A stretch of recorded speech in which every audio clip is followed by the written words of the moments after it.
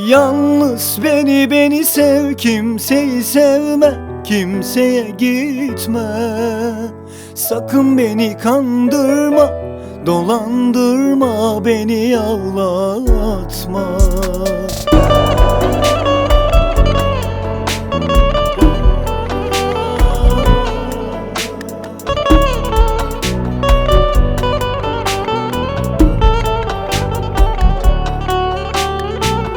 Sen yoksun yanımda, içimde bir boşluk var. Seni görmezsem karşımda karanlık bir dünya var. Sanki günler zindan gibi dolanır etrafımda.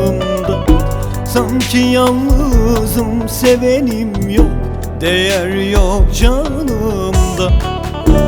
Unut eski günleri, geçmişte kalsın. Bırak şu yalan dünyada bizi ölüp ayırsın. Yalnız beni sev, kimseyi sevme, kimseye gitme. Sakın beni kandırma, dolandırma, beni ağlatma. Yalnız beni sev, kimseyi sevme, kimseye gitme. Sakın beni kandırma, dolandırma, beni ağlatma.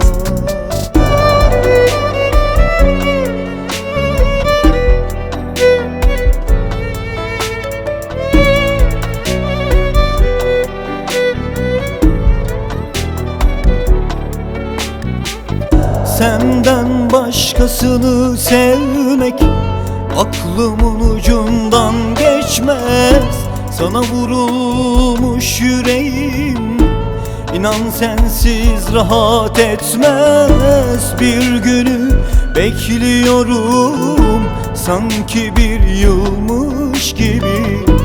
İnan ki çok özlüyorum, yıkılmış dünya gibi.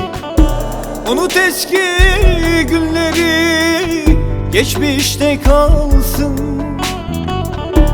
Bırak şu yalan dünyada bizi ölüp ayırsın. Yalnız beni sev, kimseyi sevme, kimseye gitme. Sakın beni kandırma, dolandırma, beni ağlatma. Yalnız beni sev, kimseyi sevme, kimseye gitme. Sakın beni kandırma, dolandırma, beni ağlatma. Yalnız beni sev, kimseyi sevme, kimseye gitme.